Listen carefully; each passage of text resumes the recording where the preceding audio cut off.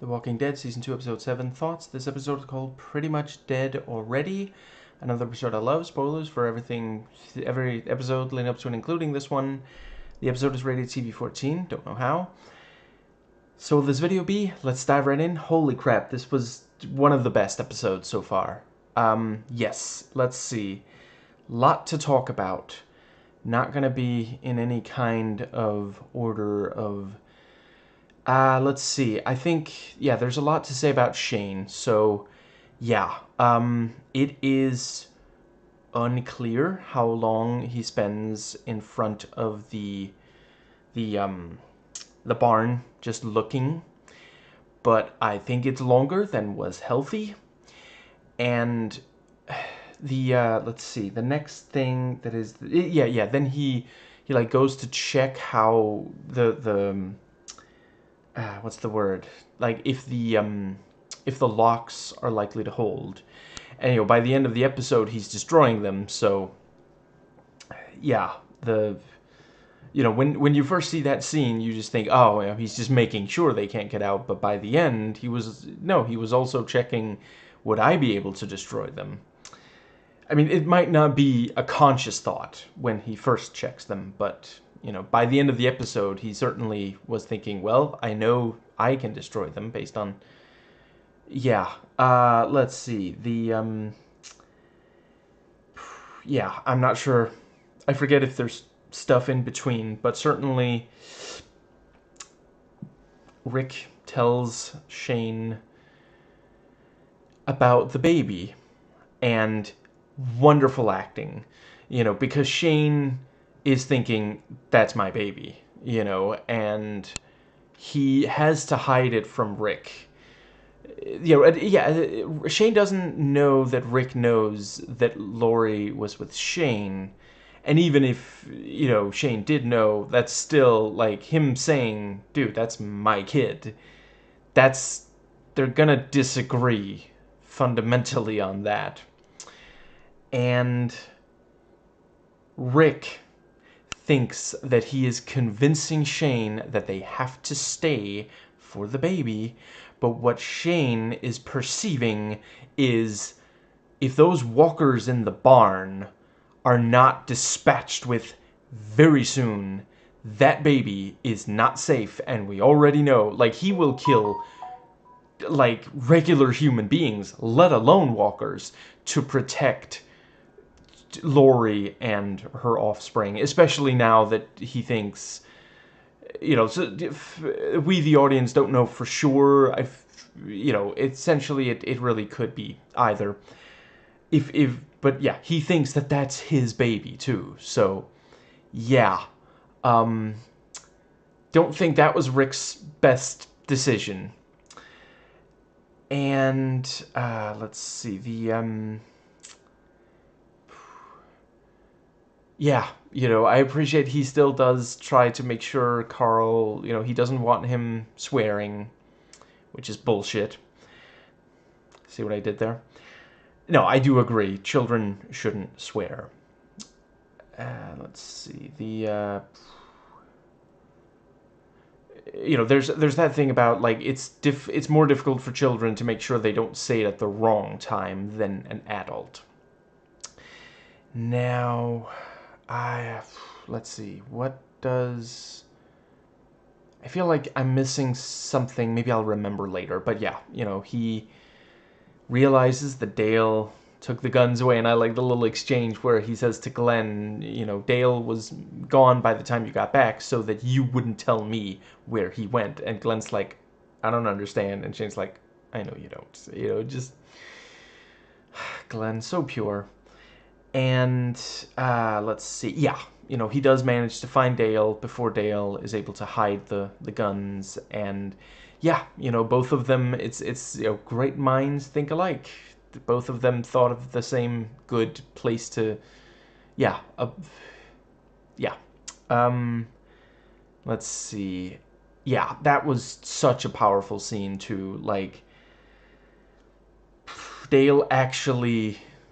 readying the gun, pointing it at Shane, and Shane just walks up. He calls his bluff, which makes me wonder if the character knows the rate of survival of John Bernthal's other characters. See, that's not technically a spoiler, because I could be saying that his characters always die, never die, or anywhere in between, but it works for others who've watched other of his stuff. Now, let's see. Yeah, really, really great. This thing of, yeah, we get the title drop, pretty much dead already, and Dale says, I'm okay, maybe I will die. Maybe I can, but at least I won't have become a terrible person. Not a direct quote, but something along those lines. And yeah, that brings us to the end of the episode where the, yeah, Shane now with the guns, it made a lot of sense for Dale to try to hide them. It's, yeah. If he had just gotten, if he had managed to hide them before Shane got there. But yeah, Shane goes back, hands out guns like it's candy, like they're candy anyway. And I forget if candy is singular or plural. Anyway, yeah, even he's about to hand a gun to Carl, and Lori comes out. Shane, can you stop? And is unable to talk him out of it. And yeah, everyone is yeah, a lot. Not absolutely every survivor we've been following before meeting Herschel, but yeah. Oh, right. The earlier part also where he, riled people up. Just yeah, he's. I think yeah, I'll talk more about that later. But yeah, in this video, unless I forget. But yeah, the he goes.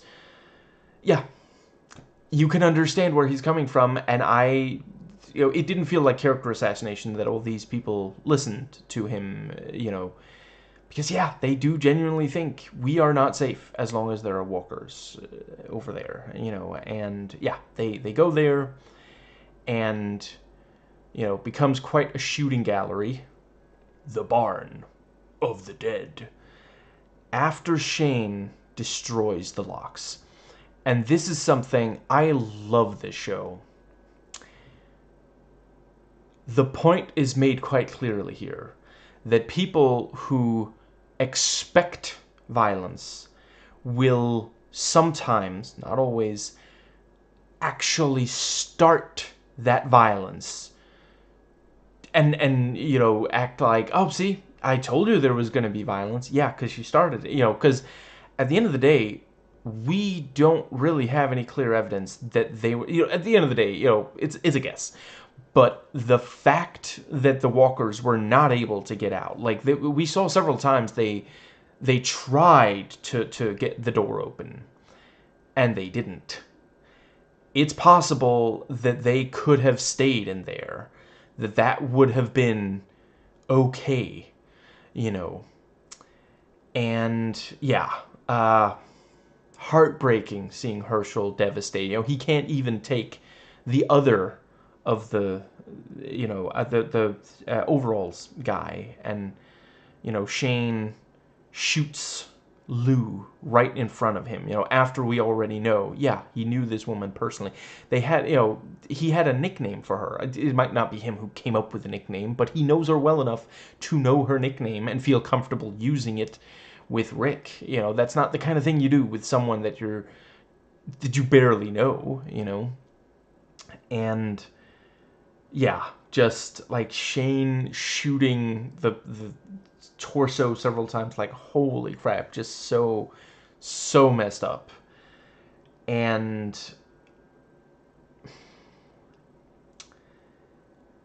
then Sophia walks out.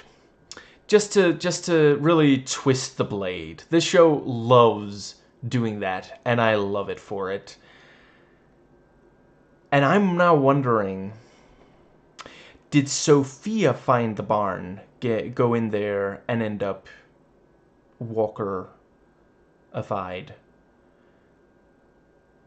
Or did she become a walker?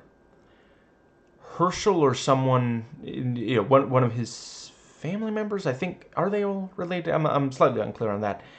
Found her, knowing that, like, I appreciate they don't know her on sight. They didn't see Sophia before the other survivors, but if they knew, like, oh yeah, a couple of days ago, this, girl came in as a walker, and they didn't tell the people spending all this, like, they were worried sick about where is Sophia. Yeah, I'm very, I look forward to finding out the answer as to whether they knew or not that Sophia was in there, because I can see how Herschel considers the walkers sick. He might have worried, or his family, that they might have worried that they would kill Sophia on sight, and Carol would never have her little girl back. So just, yeah.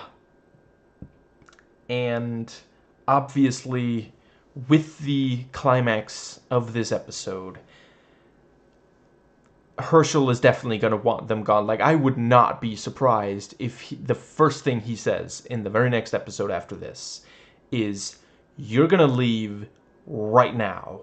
Like early in the episode, he was like, you have a week. Or within the week, or something like that, by the end of the week. Something week. Yeah. Believe that covers everything about Shane. So, not an awful lot about Daryl. So let me just briefly... Yeah, Shane riling him up and saying the words, if she saw you with the knife, she would run in the other direction. And that is a horrifying prospect for someone who is trying desperately to rescue someone, and Daryl knows how he's perceived. We saw Merle, hallucinated by him saying, they all think of you as some redneck. The idea that for one single solitary second, even one of these survivors, especially Sophia, would actually think that Daryl would hurt her. Like, holy crap, that is just... that'll keep you up at night, and... yeah, so he's determined to try to find her, and...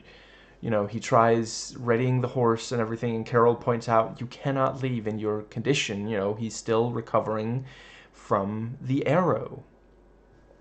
And there's that great moment where he yells at her when she's trying to like, be nice to him, because he doesn't know how to handle that. He doesn't...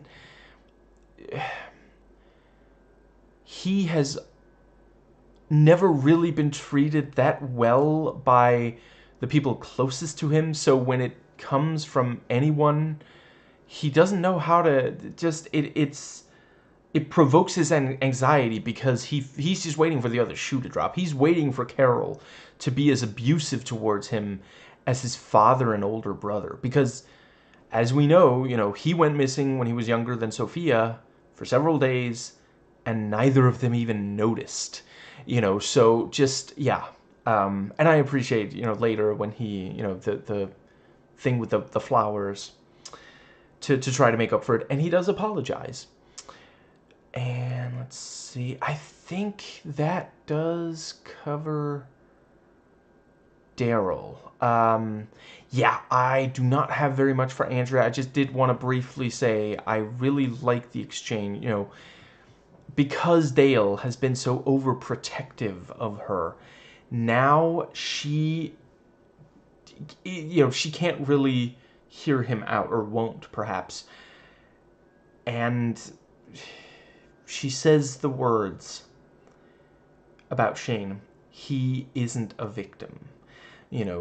He makes her feel like he's strong and she's strong.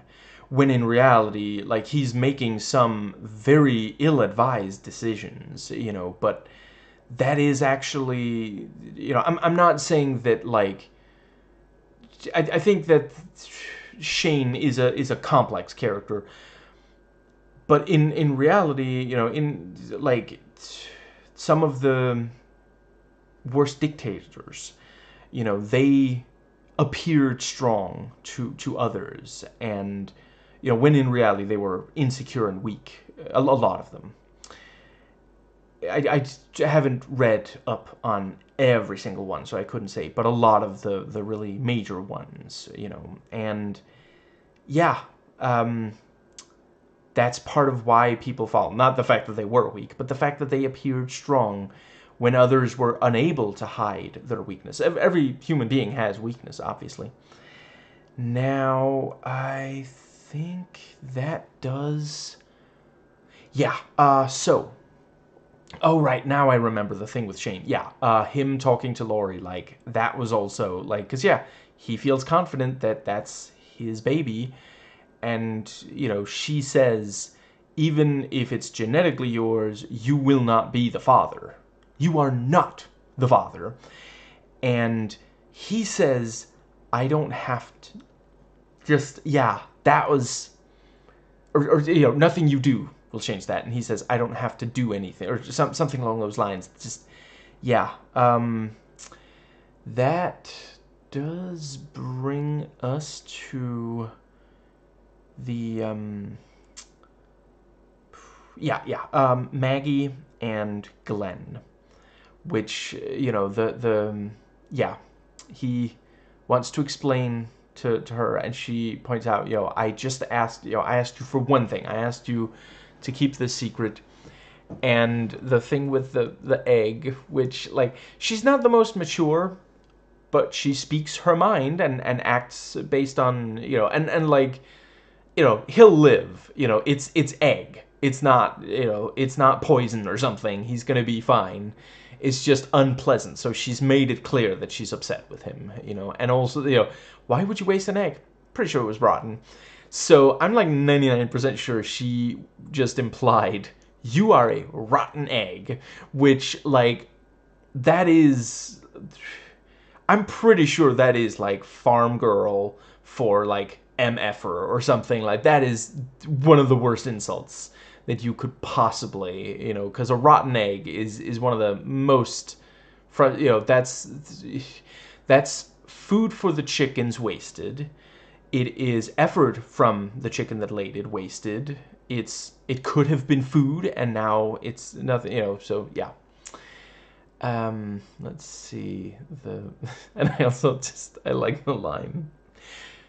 You said you wanted to talk? I'm talking to you. Now give me your hat. Just, yeah, that was, yeah.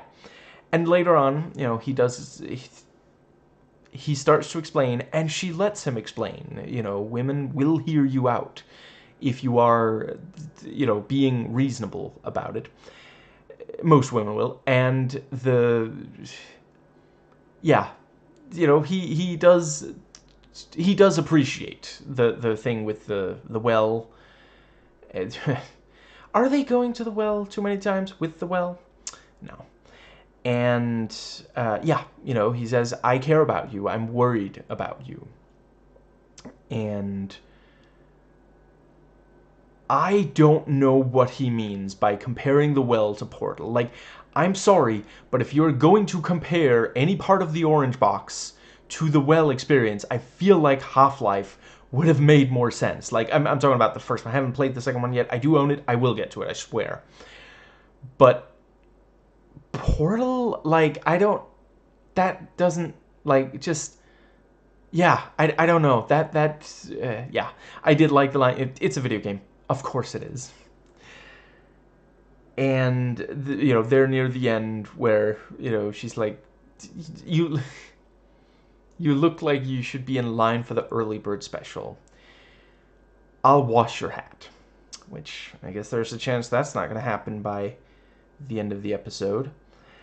And then there is Rick. I think once we've talk to Rick, I think that is everything. Oh, right, just briefly, one last thing about Maggie. I appreciate that, yeah, she overhears the Rick and Herschel talking, and she confronts Herschel, and there is that point made that where Herschel is willing to take care of the walkers, not just like lock them up, but also make sure they have food.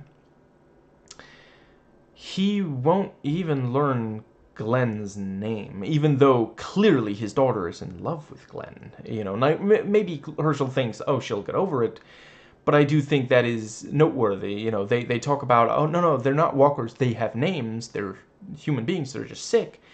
But he's not, yeah. And it is very much this thing. Like, everybody, no matter how much, we might like to deny it and say, no, we're better than that. Every single human being will divide people into in-group and out-group. And with Herschel, it is very much that it is difficult to get into his in-group if he didn't know you before the whole zombie outbreak. And yeah, I quite appreciate that detail. I'm not judging Herschel. I'm just saying, that I 100% understand, because, and that's something I really loved about this episode. One of the many things he did say, if you're going to, he says to Rick, if you're going to stay, you don't have to see them as people, but you're going to treat them as people. That is the big thing. From the moment they arrived, every single time they talk about them, they're talking about... See, yeah, now I'm starting to feel bad about calling them walkers, but yeah, the sick. Every time they talk about the sick, they're talking about them like they're just these terrible monsters, So that's why Herschel, yeah. And that brings us to Rick. So yeah, he talks to Herschel and makes his case, tells him, Laurie's pregnant. I feel like at this point it would probably be quicker if he just got a megaphone, because he's telling everybody. But yeah, it is true. Like, it's going to be much more difficult to yeah, the baby, once, if they don't have a place that's safe for them to stay. And yeah, the point about, you've just seen what was on TV. Well, those cameras turned off a long time ago. It is a different world out there. And let's see, the fact that Herschel, the thing about, I need Rick's help for something, and Andrea's like, I'm up for it, and Herschel's like, I think Rick, just Rick or something. I don't know. I kind of wish there was, like, I wonder how she would have reacted if she was told, we're going to be putting more walkers in the barn. And that's also, I really appreciate that answer, because that was something I was wondering a little, like, were all those people just in the barn? How did they get all those sick people into the barn, So just, yeah. Let's see. But yeah, and the... Yeah, it's not easy, but it is doable to get sick people from the surrounding area into the barn. Like that. And I think, yeah, and that was also, like, when Shane sees, not only more sick people being led towards the barn, but Rick being one of the people leading them there. Yeah, it confirms, he said to Laurie, Rick's not going to keep you safe. He is not made for the zombie apocalypse. And yeah, just really, really amazing episode. Just, I'm glad I'm going to watch the next episode soon. I'm not 100% certain about tomorrow. It might be Tuesday that I do the next episode, but I really... it's definitely, I intend to make it extremely soon because I can hardly wait. And yeah, you know, there at the end, Sophia walks out, and once again, they don't just, you know, imply, oh, I suppose he did. No, no, no, we see, yeah, he killed, you know, just, yeah. That's, you know, Rick was standing there, and you know, he sees, zombie girl, this is my time to shine. You know, let's just, it's his signature move. It's been a little while since, yeah. And I do also appreciate, you know, when Shane said the let's see. Wait, let me think. What's the, when Shane said to Daryl, you know, if Sophia sees you with that knife, she's going to think you're going to hurt her. And you know, I mean, I don't think it was right to say certainly you could have, you know, broken it more gently. And it was also, you know, when he's riling people up in front of the house, and he's like, you know, these are the things that killed Amy and Otis, which, like, Otis, are you really sure you wanna invoke Otis? Like, just, you know, I suppose that Otis would have died slower if not for the walkers, but still. But I appreciate, you know, they don't know that. Like, Dale has a feeling, but that, yeah. Let's see. And right, we also get, you know, the thing about, you know, the reason he was seriously considering shooting Rick was, you know, he thinks that Rick is going to end up getting Lori, Carl, and now the baby killed. But yeah, you know, Shane is making a good point about Sophia possibly being scared of Daryl. You know, even though, like, at the end of the day, it doesn't really make that much, like, rational sense, because she's already met Daryl. She knows that he's a no, yeah. They met in the 100%. They had a chance to meet before the moving on. Let's see. Then we have the but the, you know, ultimately it doesn't, but the fact that it doesn't make rational sense doesn't mean that she wouldn't have perceived it that way, because, you know, when you have the brain of, like, I don't know, 12-year-old person, you know, if you get scared, you might do something really self-destructive and, you know, incredibly counterintuitive. You know, I mean, that is how Trump got not one, but now two, and possibly even more, terms in office. To be clear, I'm not saying that there were, like, 12-year-olds voting.